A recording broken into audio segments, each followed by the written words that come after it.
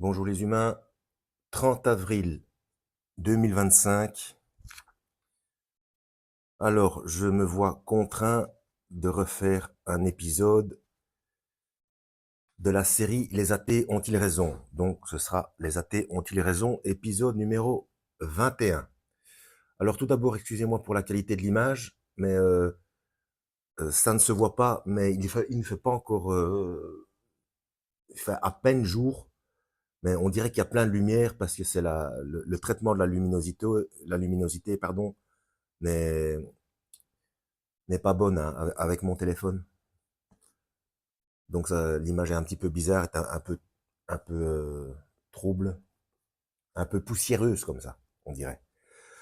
Alors, je fais une vidéo par rapport à ça parce que j'ai un commentaire dans ma playlist. Il y a encore que 2 épisodes d'ailleurs. Euh, je crois que c'est après Jésus, l'invention du christianisme.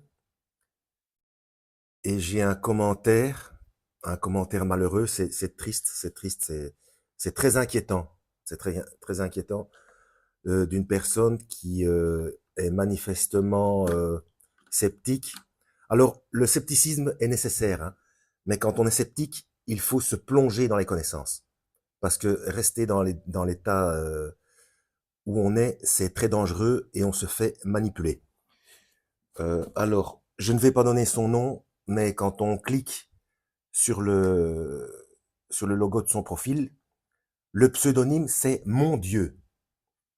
Donc déjà, ça, enfin, donc déjà, avant toute chose, c'est un esprit moqueur. Donc, comme je dis, c'est très dangereux. Hein. On est quand même en train d'imposer, non pas imposer, de mettre en place le système de paiement dans la main. Euh, je rappelle que pour vérifier, c'est très facile, surtout si vous êtes en région parisienne. Enfin, moi, j'ai fait Nice, Marseille, Montpellier, etc. Il y a plein de commerçants qui l'ont vu. Hein. Mais sinon, en région parisienne, vous allez à la pharmacie de l'île de la Jatte.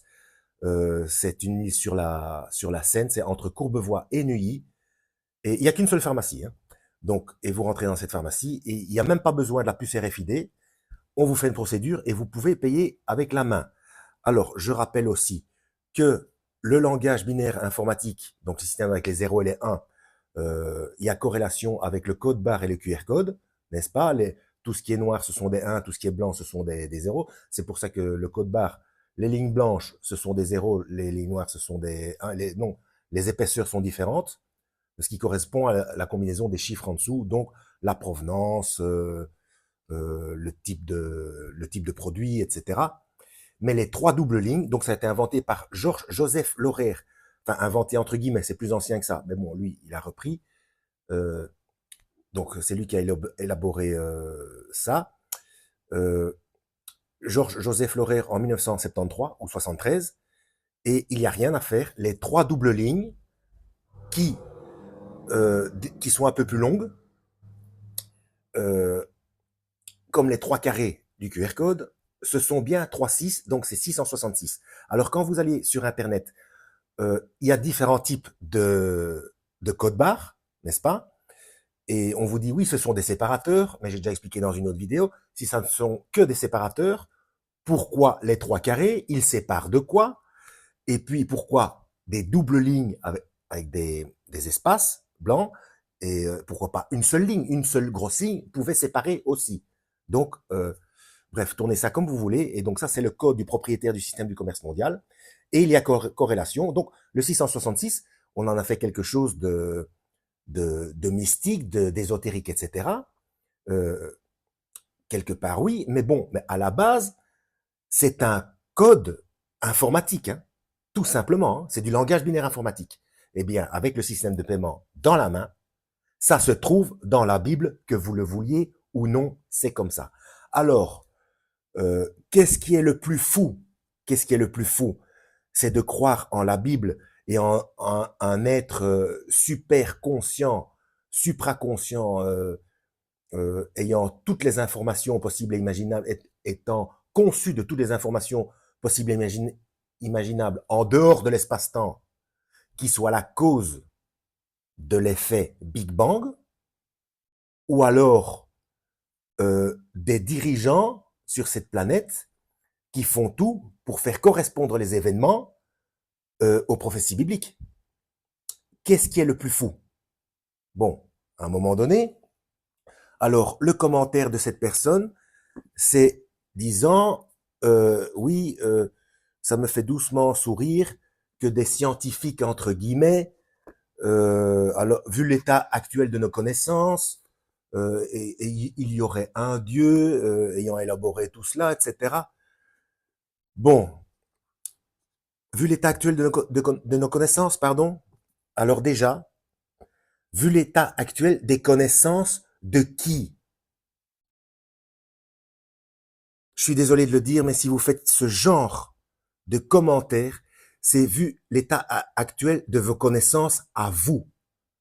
Il est grand temps de réellement plonger. Il y a suffisamment d'ouvrages de vulgarisation scientifique très abordables.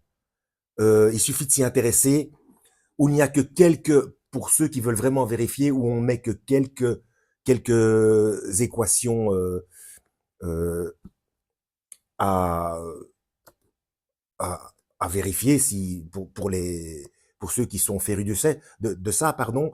Sinon, c'est à la portée de tout le monde, en astrophysique, mécanique quantique, physique des particules, je ne sais pas moi. C'est On trouve tout maintenant, que ce soit sur le net ou en librairie, on trouve tout. Alors, je vais donc reciter, non pas parce que je les ai tous faits plus haut dans la playlist, ceux que ça intéresse, allez vérifier, je les ai tous faits. Je vais en citer que quelques-uns, des pseudo-scientifiques. Donc, Georges Sallet, Hubert Reeves, Geoffrey Chew, David Cross, Nicolas Giesing, Joe Rosen, Simon D.N. Driver, Sir James Hopwood Jeans, Stephen Hawking, Bernard Despagna, Pierre Perrier. On va encore en faire quelques-uns. Walter Cohn, Vincent Fleury, John O'Keefe, Henry Lipson, Werner von Braun, Robert Keita, Fred Hoyle, il y a bien sûr Albert Einstein, Schrödinger, bon, Georges Statio, Max Planck, Tony Rothman, Max Tegmark, Pasquale Jordan, Dr. Alan Sandage, Lothar Schaffer. Bref, je vais pas tous vous les faire, hein. Mais dedans, allez voir plus haut sur mes playlists. Il y en a qui sont encore vivants. Ben, si vous voulez vous amuser à essayer de les contacter, libre à vous. Et je vous y invite fortement à le faire. Alors, moi, dans la réponse que je lui ai faite, je suis pas énervé. Je sais, ça paraît, je suis pas énervé du tout, mais je suis très inquiet parce que je connais le plan de ce qui est en train de se produire. Et je suis très inquiet, surtout des gens qui pensent tout savoir et qui n'en savent même pas le tiers de la moitié du quart, ni même au niveau quantitatif du quart du poil, du tiers du quart du poil de mollet de fourmi. Je sais pas si vous voyez c'est pas la moquerie que je fais, hein, mais cette cette suffisance d'ailleurs, ces gens, ce n'est même pas leur faute. Vous êtes conditionnés. Vous êtes conditionnés. Votre comportement a été fabriqué. On met des programmes comme ça pour fabriquer des cultures. Selon les pays, on fait ça avec des religions, des doctrines, etc. D'ailleurs, je vais vous lire ce que j'avais déjà fait auparavant aussi, mais un rappel apparemment est à nouveau nécessaire. Je vais vous lire une définition de dictionnaire. Alors, Stephen Hawking, puisque je parlais de Stephen Hawking dans ma réponse. Donc, 1942-2018. Donc, celui-là est décédé, donc on peut plus le contacter. Bon, déjà, auparavant, c'était très compliqué, vu son état physique, n'est-ce pas? Stephen Hawking, très connu, hein. Donc, pour ceux qui ne connaissent pas, s'il en est, donc Stephen et Hawking, c'est H-A-W-K-I-N-G, hein. Donc, 1942-2018, professeur de mathématiques à Cambridge, qui finira cependant athée. J'ai une explication pour ça aussi, hein. Il finira athée. Pour commencer, bon, là, je vais dire quelque chose qui peut être complotiste. Athée, on ne sait pas vraiment, parce qu'à la fin, il ne parlait plus que par un système de vision qui a été élaboré grâce à son regard. Il formulait des phrases grâce à une captation de son regard sur des lettres, des mots, etc. Mais nous ne sommes pas télépathes. Est-ce que c'est vraiment ça qu'il disait? Bon, je ne sais pas. Là, je vais un peu loin, bien sûr, mais bon, vu toutes les preuves qu'on a des mensonges des dirigeants de cette planète, moi, plus rien ne me... Et puis, d'être athée à... Non, d'être croyant, non, d'être athée et devenir croyant. Je parle pas religieux, c'est autre chose. Hein. De athée, devenir croyant, je comprends, surtout pour un scientifique, mais l'inverse, je trouve ça très très louche, surtout avec des scientifiques de cet acabit, ayant été si loin dans la compréhension des choses et ayant contact les uns avec les autres.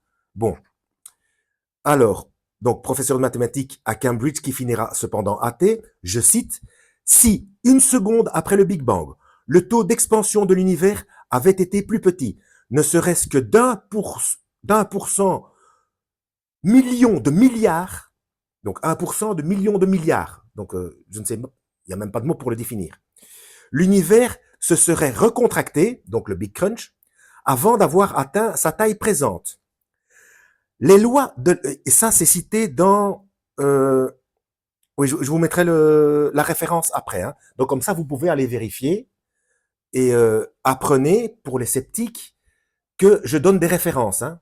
Donc, sur une seule phrase, vous pouvez perdre des jours et des jours à vérifier parce que des références vont vous amener vers d'autres références, etc., etc., etc. Ça fait boule de neige. Hein. Donc, les lois de la physique contiennent beaucoup de nombres fondamentaux, des nombres. Hein. Donc, on parle de mathématiques là. Hein. Le fait remarquable est que la valeur de ces nombres semble avoir été finement ajustée pour rendre possible le développement de la vie. Qu'est-ce qui insuffle le feu dans ces équations et produit un univers qu'elles pourront décrire? Point d'interrogation. La probabilité qu'un univers comme le nôtre ait émergé du Big Bang est infinitésimale. Je crois nettement qu'il y a des implications religieuses quand on commence à discuter des origines de l'univers. Là, j'ai un petit peu de mal avec le mot religieux parce que pour moi, les religions, c'est la manipulation de masse. Hein. Mais je pense que la plupart des savants préfèrent éviter cet aspect de la question. Et alors, ça se trouve, Stephen Hawking, Une brève histoire du temps, chez Flammarion, Paris, 1989, pages 154, 158 et 212. Alors, ce que je voulais dire par rapport au... je ne sais plus, ce que je voulais dire par rapport à quoi que j'avais explication sur l'athéisme. Oui, bon, à un moment donné, on peut changer d'avis ou dire qu'on a changé d'avis. Pourquoi? Il y a trois possibilités. Parce qu'à un moment donné, quand on va trop loin dans la connaissance, on se rend compte de certaines choses au niveau géopolitique. Qu'on se rend compte que comment se fait-il qu'avec tout ce qu'on sait, les programmes scolaires restent là où ils sont, au lieu qu'on leur apprenne les bases, les véritables bases de la connaissance qu'on a, avec les mots, chacun selon son âge, dès les primaires, on peut très bien expliquer que Dieu existe, que ce n'est pas possible autrement, et mais que les religions sont un danger. Alors au niveau géopolitique, bien entendu, c'est dangereux, parce que ça peut provoquer des chocs culturels, etc. Mais ça va plus loin que ça. Eh bien, il y a trois solutions. Soit on est aveugle. Avec un niveau de connaissance pareil, ça m'étonnerait. Je rappelle que le mot aveugle, ce n'est pas une insulte. Hein. C'est un état de fait. Donc, être aveugle, c'est ne pas se rendre compte de ce qui se passe. Je dis ça. Pourquoi? Parce que tout a été fait aussi pour péjorativiser, excusez-moi du néologisme, pour péjorativiser les mots, hein, afin que les gens se tapent dessus. Hein. Tout ça, c'est de la fabrication. Hein. Allez voir ma playlist les Georgia Guidestones. À un moment donné, il y a un professeur allemand, un prix Nobel, je crois, il explique quelque chose en lisant un livre en allemand. C'est sous-titré, non, c'est pas sous-titré, c'est traduit, vous inquiétez pas. Hein. C'est le professeur Olberstrom, quelque chose comme ça. Bref. Donc, soit on est aveugle, soit on a peur, donc quand on tourne sa veste, ça peut être parce qu'on a peur, peu importe la raison, hein. Donc menace de mort ou sur sa famille ou bref. Et la troisième solution, on est complice. Il n'y a que ça.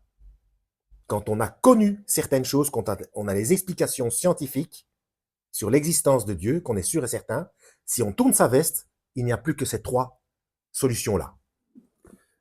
Bref, maintenant, dictionnaire. Voilà. Donc je suis dans le petit Larousse illustré, n'est-ce pas? Alors je dis que les gens sont endoctrinés. Alors là, je parle pour les athées. Si vous pensez qu'il n'y a que les religieux qui sont endoctrinés, ils sont endoctrinés, je suis d'accord. Les religions, c'est la manipulation de masse. C'est fait pour que c'est de la géopolitique tout ça. Hein. Mais les athées, vous êtes endoctrinés aussi. Vous suivez une doctrine. Athéisme. Athéisme, je l'avais. Voilà, il est là. Non masculin. Attitude. Doctrine. Doctrine d'une personne qui nie l'existence de Dieu, de la divinité. Je répète, athéisme, non masculin, attitude, doctrine qui nie l'existence de Dieu, de toute divinité. Donc, c'est une doctrine. Vous êtes endoctriné parce que vous vous arrêtez à ce qui vous arrange. Et c'est pareil avec les religions. C'est exactement le même procédé, c'est le même, c'est la même manipulation cérébrale. Voilà, c'est exactement la même chose. Bon, donc vous êtes en grand danger, comme ceux qui s'accrochent mordicus à leur religion. Vous êtes en grand danger aussi. C'est exactement le même processus. C'est la même chose. Il n'y a aucune différence. Et tout ça, c'est fait pour... C'est toujours le même schéma. C'est toujours le même schéma. Diviser pour mieux régner. On inculque des systèmes de pensée différents et boum, on manipule les gens. C'est tout. Alors que quand on va au bout du bout, dans la simple connaissance, voilà. Donc, intéressez-vous, si vous êtes athée et que vous avez l'esprit soi-disant scientifique, intéressez-vous aux principes anthropiques. Attention, pas la définition que vous trouvez sur Wikipédia ou quoi qu'est-ce. Le principe anthropique, c'est essentiellement le réglage fin de l'univers. Donc, je vais vous donner un exemple. Un exemple du principe anthropique, c'est la fabrication. Il y en a des tonnes comme ça, des exemples, mais c'est par rapport au réglage fin de l'univers. Un truc qui me vient toujours en premier lieu à l'esprit tellement c'est énorme, c'est la création d'atomes de carbone. Sans atomes de carbone, pas de vie. Alors vous allez tomber sur, oui, avec 4 possibilités. Sur les 4, il y en a 2, c'est impossible. Et concernant le silicium, déjà qu'avec l'atome de carbone, l'univers n'est pas suffisamment vieux pour que cette combinaison ait pu être élaborée, ait pu être élaborée par hasard, pardon. Mais alors avec le silicium, il y a encore moins de chances. Donc les calculs de probabilité ont été faits par rapport à l'âge de l'univers. Hein. L'univers est beaucoup trop jeune pour que ça se produise par hasard. Et plus fort que ça, donc pour qu'il y ait création d'atomes de carbone, ça se passe dans les étoiles de 2e génération. D'accord? Et il y a une chance, si ma mémoire est bonne, pour que ça se produise, il y a une chance sur 10 puissance 76, donc 10 puissance 76, pour qu'il y ait création création d'atomes de carbone dans une étoile de 2e génération. Donc, alors, vous allez me dire, oui, vu le nombre d'étoiles, donc il y a quand même eu la chance, etc. Bon, déjà, je vous ai dit que l'univers n'est pas assez vieux pour ça, mais bon, prenons, d'accord? Le problème, c'est que c'est un schéma quasiment classique. Ça se passe presque à chaque fois. C'est fou, c'est comme si vous gagnez au loto à chaque peut-être qu'une fois ou deux au niveau de calcul de probabilité, hein, peut-être qu'une fois ou deux dans votre vie, vous ne gagneriez pas au loto. Et ce, dans tous les pays. Donc, ce n'est pas possible. Encore plus fort. Encore plus fort. Allez voir ma playlist Perversion des codes de Dieu. Pourquoi? Parce que l'atome de carbone, donc c'est celui qui sert à fabriquer la vie, et c'est un code numérique aussi, c'est 6 protons, 6 neutrons, 6 électrons. Dès le départ, le 666. Voilà. Donc c'est un code divin qui a été volé par Lucifer, Lucifer qui est porteur de lumière. On en revient de nouveau à des manifestations,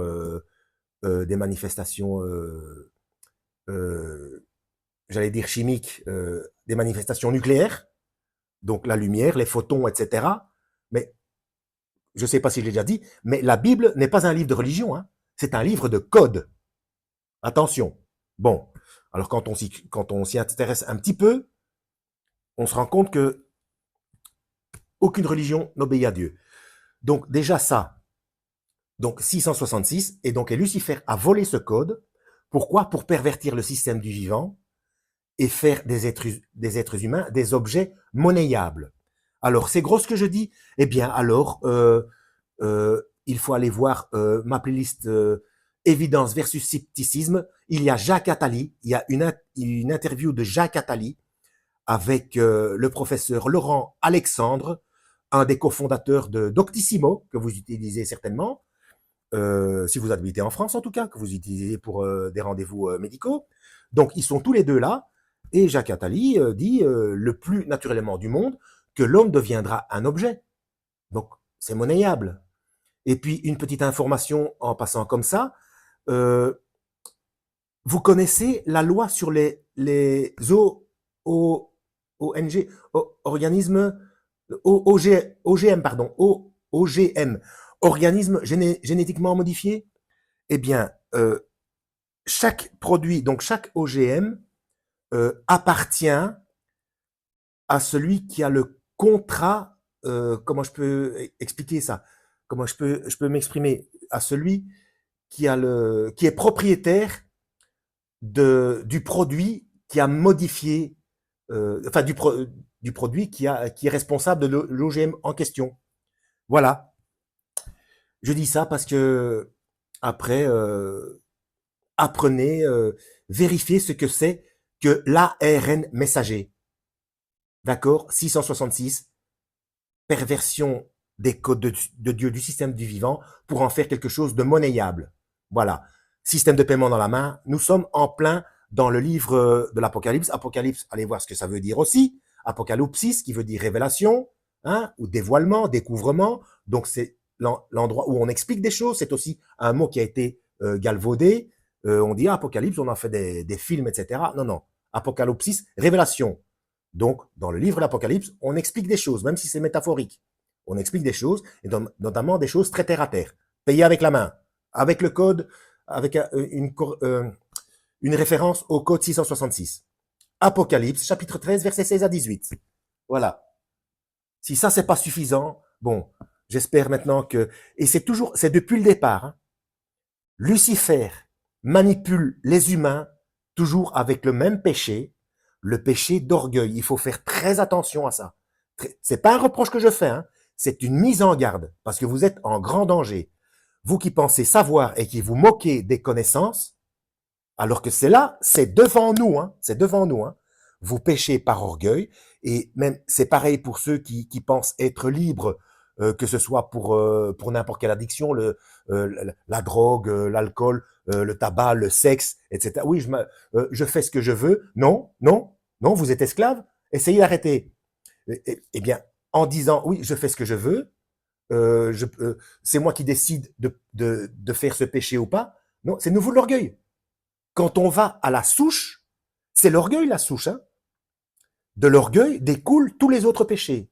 Et il y a corrélation avec le système de récompense, avec qui n'est pas vraiment ça, mais bon, ça c'est, je vais pas entrer dans les détails, hein. Il y a corrélation avec la production de dopamine. Oui, quand on plonge véritablement dans les connaissances, on se rend compte qu'il faut souvent, moi aussi, moi le premier, hein, qu'il faut se regarder dans le miroir de temps en temps. Et un petit peu faire... voilà. Bon, en espérant avoir été utile, donc ce n'est pas un reproche, hein, c'est de l'inquiétude, encore une fois. Hein. Bon, en espérant avoir été utile, lisez la Bible et que Dieu, Yahweh, de son vrai nom, vous guide. À la prochaine.